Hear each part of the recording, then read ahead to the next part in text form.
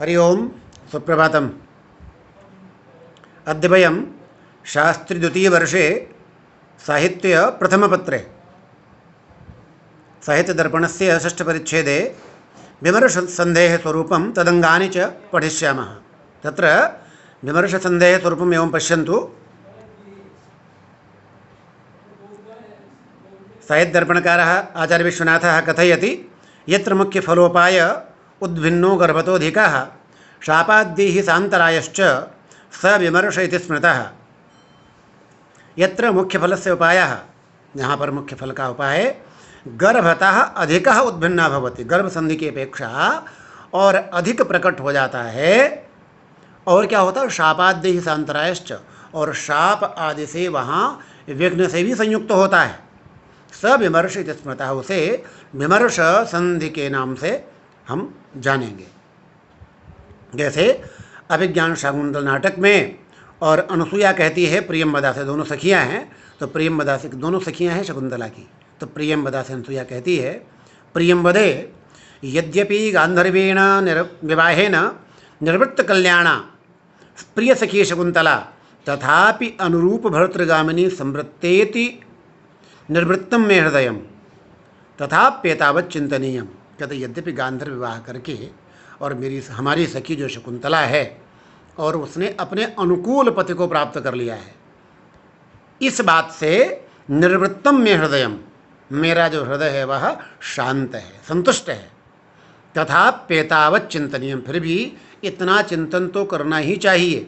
इत्यत आरभ्य, यहाँ से प्रारंभ करके और सप्तमांको पक्षिप्तात् शकुंतला प्रत्यभिज्ञानात् प्राक, सप्तम अंक में आने वाले शकुंतला की पहचान से पहले का जितना भी अर्थ राशि है वह शकुंतला के विस्मरण रूप विघ्न से युक्त है, जो कि शाप से, शापाद्य सांतराय से बताया ना, शाप से, शाप की विघ्न से संयुक्त है।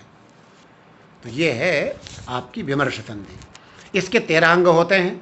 विमर्श के अंग देखेंगे तो विमर्शांगानि अपवादोथ संफेटो व्यवसायो द्रवो द्युति शक्ति प्रसंग खेदश्च प्रतिषेधो विरोधनम प्ररोचना विमर्शे स्यादादानम छादनम तथा। इसके अंग हैं अपवाद, संफेट, व्यवसाय, द्रव, द्युति, शक्ति, प्रसंग, खेद, प्रतिषेध, विरोधन, प्ररोचना और आदानम और छादनम। ये विमर्श में 13 अंग होते हैं। इनका लक्षण उदाहरण अपन देखेंगे।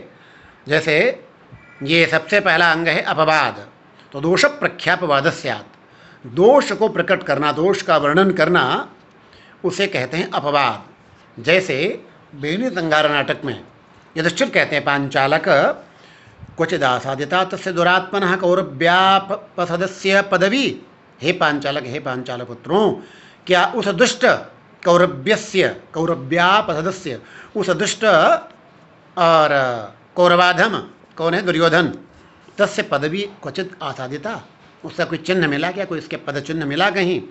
तो पांचालक कहते न केवलम पदवी स एव दुरात्मा देवी केश पाश स्पर्श पातक प्रधान हेतु उपलब्धा। उसके पद चिन्ह ही नहीं मिले, तो वही दुष्ट जो देवी द्रौपदी के केश पाशों के स्पर्श रूपी पातक का प्रधान कारण था, उस पाप का प्रधान कारण था, वही मिल गया। अगला है संफेट। तो यहाँ पर दोष का वर्णन किया गया ना उसके, दुर्योधन के, तो पहला अंग अपवाद हो गया। दूसरा अंग है संफेट, तो संफेटो रोष भाषणम, रोष पूर्वक जो वचन बोलना है वो संफेट है। जैसे वहीं पर वेणी संहार में दुर्योधन कहता है, अरे रे मरुत्तनय वृद्धस्य राज्ञः पुरतो निंदितमप्यात्म कर्म श्लाघसे। कहते हे पवनपुत्र, भीम से कह रहा है दुर्योधन कि बूढ़े राजा के सामने अपने निंदित कर्म का भी और तू श्लाघा कर रहा है, प्रशंसा कर रहा है। श्रीनुरे, अब वो क्या कहता है? रोषपूर्वक वचन बोलता है, पृष्ठा केशेषु भार्या तव तव च पशोस्तस्य राज्ञस्तयोर्वा प्रत्यक्षम भूपतीनाम मम भुवनपते राज्ञया द्यूतदासी तस्मिन् मेरानुबंधे वद किमपकृतं तैर्हता ये नरेन्द्राः बाहुवोर्वीर्यात् भारद्रविण गुरुमदम मामजित्वैव दर्पः। सग्धरा छंद में कहता है वो कि कृष्टा केशेषु भार्या, तव भार्या, तुम्हारी जो पत्नी द्रौपदी, उसको हमने केशों से खींचा, और तव च पशो, दुर्योधन कहा भीम से, फिर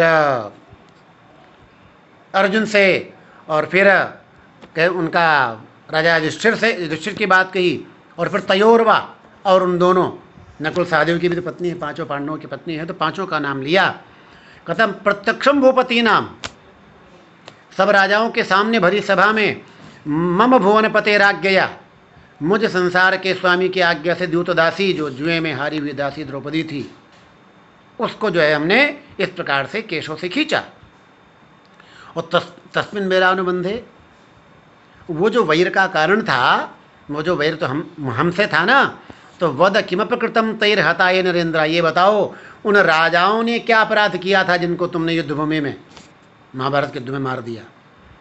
और बाहोर वीर्याति भारत द्रमिण गुरुमदम मामजित्वी दर्पा, कहता है कि भुजाओं के अत्यधिक पराक्रम के भार रूपी धन के भारी मद से युक्त मुझ दुर्योधन को जीते बिना ही तुम्हें अहंकार हो रहा है। भीम से कहा, ये दुर्योधन ने, क्रोधपूर्वक वचन है, रोषपूर्वक वचन है, तो संपेट है ये। तब भीम कहते हैं सक्रोधम आह पाप, अरे पापी, और दुर्योधन भी कहता आह पाप, और यहाँ पर फिर आगे उनका वार्तालाप होता है। तो ये हो गया संपेट। तीसरा है व्यवसाय। व्यवसायश्च विज्ञेयः प्रतिज्ञा हेतु संभवः, जहाँ पर प्रतिज्ञा वाला जो कार्य है वो जहाँ पर किया जाए उसे कहते हैं व्यवसाय।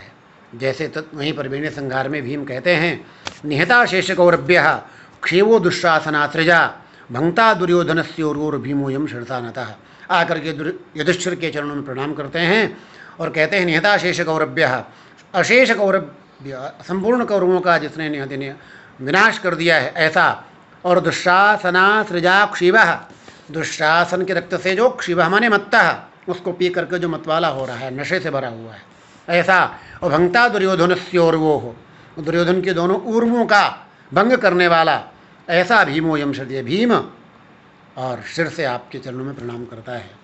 तो यहाँ पर प्रतिज्ञा का जो था, जो प्रतिज्ञा की थी उसको यहाँ पर प्रकट किया कि हमने पूरा कर लिया। चौथा अंग है द्रव। ध्रुवो गुरु व्यतिक्रांति ही शोकावेगादि संभवा, ये है गुरु व्यतिक्रांति शोकावेगादि संभव, शोक से और आवेग आदि से होने वाली जो गुरुजनों की का और उनकी मर्यादा का उल्लंघन है, उनका सम्मान नहीं करना है, इसे द्रव कहेंगे। जैसे वेणी संहार में ही तत्रैव युधिष्ठिरा कथयति भगवन् कृष्णाग्रज सुभद्रा भ्राता, कृष्ण के बड़े भाई सुभद्रा के भाई बलराम जी से कहते हैं कि ज्ञाति प्रेतिर मनस न कृता क्षत्रियाणाम न धर्मो रूढ़म सख्यम तदपि गणितम नानुजस्यार्जुनेन तुल्यः कामं भवतु भवतः शिष्ययोः स्नेहबन्धः कोयम पंथा यदसि विमुखो मंदभाग्य मयित्वम, थोड़ा और क्रोधपूर्वक, और गुरुव्यतिक जो कि बड़े हैं और उनके प्रति इस प्रकार का वचन बोल रहे हैं कि आपने अपने वंशजों के प्रेम को ध्यान में नहीं रखा, क्षत्रियों का जो धर्म था उसको भी ध्यान में नहीं रखा, और आपके छोटे भाई का जो अर्जुन के साथ यानी श्री कृष्ण का जो अर्जुन के साथ प्रेम था, मित्रता थी, रूढ़म सख्यम तदपि न गणितम, उसको भी आपने नहीं गिना, उसकी भी परवाह नहीं की। मैं मानता हूँ कि आपके दोनों शिष्य हैं भीम और दुर्योधन, लेकिन एक अत्याचारी है दुर्योधन और एक ऐसे पुण्ययुक्त सत्कर्म वाले पक्ष में जो भीम है। तो कोई कहते कोयम पंथा यदि विमुखो मंदभाग्य वे तुम, लेकिन ये कौन सा मार्ग है, कौन सा आपका तरीका है कि भाग्यहीन मेरे से आप विमुख हो गए हैं। तो यहाँ पर जो गुरु हैं यानी बड़े हैं बलराम जी, और उनके प्रति इस प्रकार का वचन और मर्यादा का उल्लंघन है। पांचवा अंग है द्युति। द्युति जो है इस अंग में तर्जनोद्वेजने प्रोक्ता द्युति ही, जहाँ तर्जन हो और उद्वेजन हो, तर्जन यानी डांटना, उद्वेजन यानी भय उत्पन्न करना, ये जहाँ पर दोनों होते हैं उसे द्युति नामक अंग कहा जाता है। जैसे वेणी संहार में और दुर्योधन के प्रति भीम कहते हैं यथा तत्रैव दुर्योधनम प्रति कुमार वृकोदरेणोक्तम, वृकोदरेण भीमेन उक्तम किमुक्तम जन्मेन्दोर्विमले कुले व्यपदिशस्यद्यापि धत्से गदाम माम दुःशासन कूष्ण शोणित मधुक्षीबम रिपुम मन्यसे दर्पान्धो मधुकैटभद्विषि हरावप्युद्धतं चेष्टसे त्रासान् मे नृपशो विहाय समरम पंके धुना लीयसे। दुर्योधन जाकर के सरोवर में छुप गया है। उसको जलस्तंभन की विद्या का ज्ञान था, तो जल में प्रवेश करके इनके भय से और वहाँ जा कर के जल में बैठ गया और उपासना करने लगा कि मैं यहाँ पर और देवी की उपासना करके और बल प्राप्त करूँगा, फिर इनसे युद्ध करूँगा। उसमें आकर के दुर्योधन से भीम कहते हैं कि जन्मेंदुर विमले कुले, इंदोह विमले कुले जन्म, चंद्रमा के निर्मल वंश में तुम्हारा जन्म हुआ है और व्यपदिशस ऐसा तो कहता है कि तेरा जन्म हुआ है, और अद्याप धस्य गदाम, और आज भी तूने गदा धारण की हुई है, गदा जो अस्त्र है वो भी तेरे हाथ में है। और माम मुझको दुशासन कोष्ण शोणित मधुक्षीबम, दुशासन के गर्म कोष्ण यानी उष्ण, शोणित रूपी रक्त रूपी मधु यानी मदिरा का पान करके क्षीब यानी मत्त बने हुए मुझको भीम को रिपुम मन्य से तू शत्रु मान रहा है, और दर्पांधा दर्प से अंधा हुआ तू, मधुकैटभद्विषि हरऊ अपि, मधु और कैटभ के शत्रु भगवान श्री कृष्ण के प्रति उद्धतम चेष्ट से उद्धत आचरण कर रहा है, अपमानित करने वाला आचरण कर रहा है। तो ऐसे तू ऐसा बता कि त्रासान में, अरे नृपशो, अरे मनुष्य के रूप में पशु है दुर्योधन, मैं त्रासात मेरे भय से, समरम विहाय युद्ध भूमि त्यक्त्वा, युद्ध भूमि तो छोड़ दी तूने, पंखे धुना लिए से, और अब आकर के यहाँ कीचड़ में यहाँ पर आकर के छुप गया है, ये कौन सा तेरा तरीका है। तो यहाँ डांटा भी और भय भी उत्पन्न किया कि मैं तेरे को मार दूंगा, देख ले दुर्योधन को मैंने मार दिया है, उसके रक्त का पान करके मैं मत्त हो रहा हूँ। तो ये तुम्हारा कौन सा अंग हुआ, द्वितीय नामक अंग हुआ। अगला छठा अंग है शक्ति। शक्ति ही पुनर्भवेत विरोधस्य प्रशमनम, जहाँ विरोध का प्रशमन करवाएं। वो शोर कर रहे हैं, उनको एक चुप करवा दीजिए, फिर आ जाओ आप। विरोधस्य प्रशमनम, जहाँ विरोध की शांति हो उसे कहते हैं शक्ति।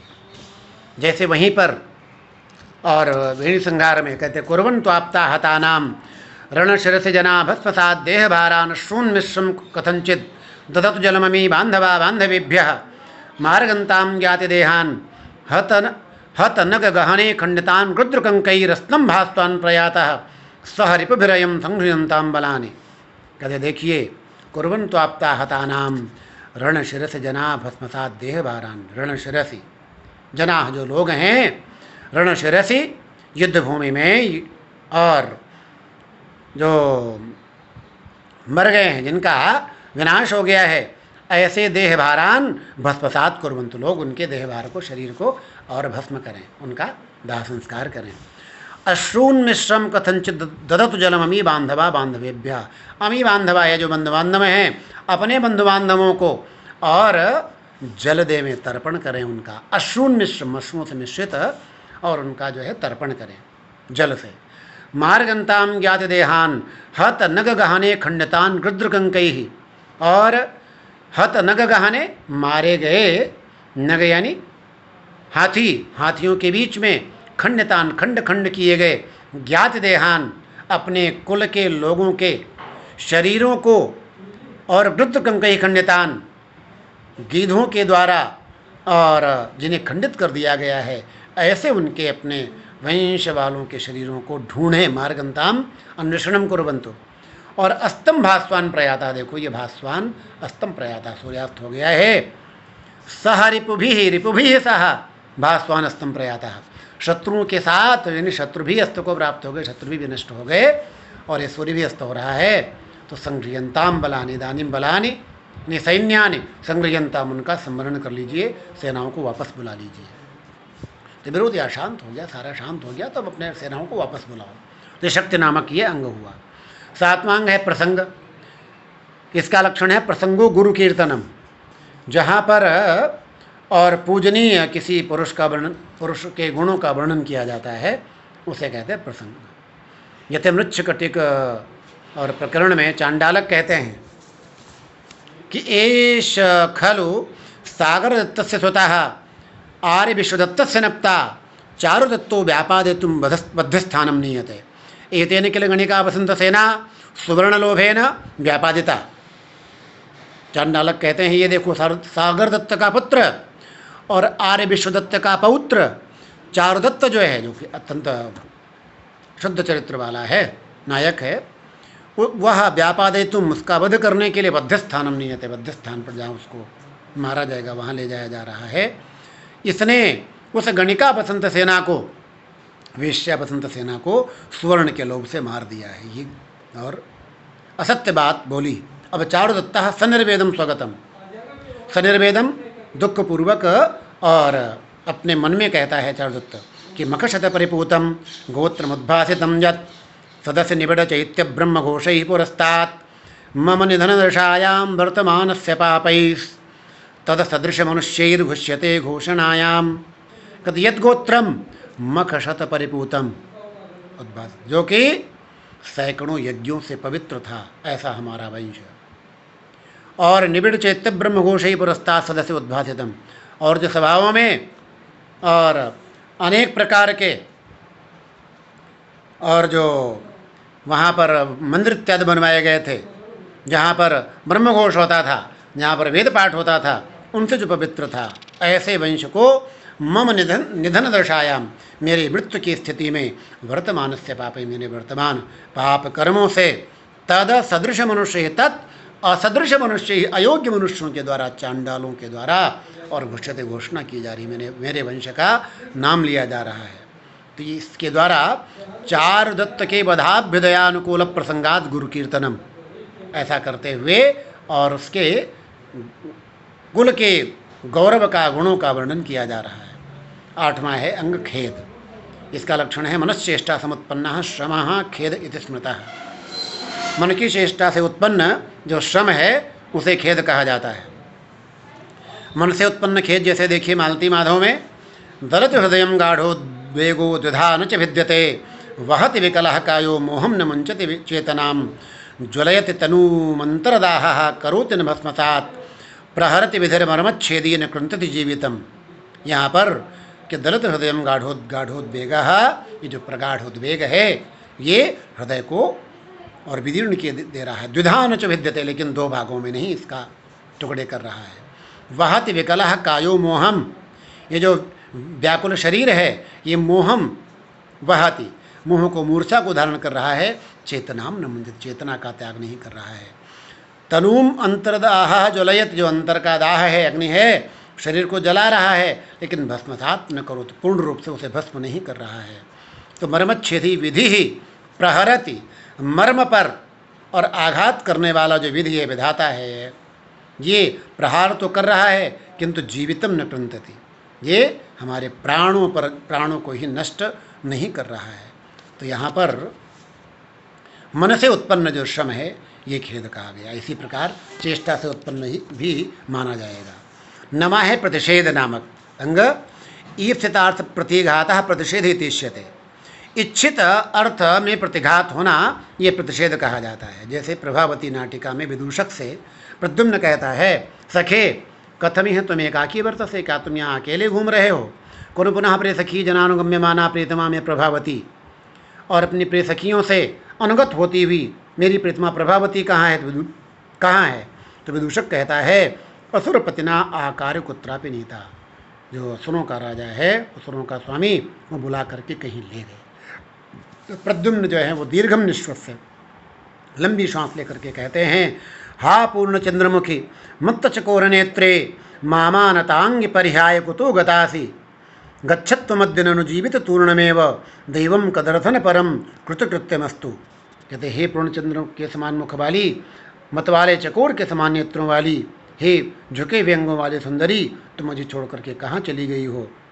और हे मेरे प्राण, तुम भी जो है और मुझे छोड़ करके चले जाओ, और ये जो दैव विधाता है ये कृतकृत्य हो जाए, ये जो चाहता है इसके ही मन की बात हो जाए कि हमारे प्राण हमारे शरीर को छोड़ करके चले जाएं। ये उनकी इच्छित अर्थ जो था वो प्रभावती, वो यहाँ पर नहीं प्रतिघात हुआ है, तो प्रतिषेध नामक अंग है। 10वां अंग है विरोधन। कार्यात्योपगमनम विरोधन में स्मृतम, जो कार्य के विनाश की और वहाँ जहाँ बात होती है उसे विरोधन कहते हैं।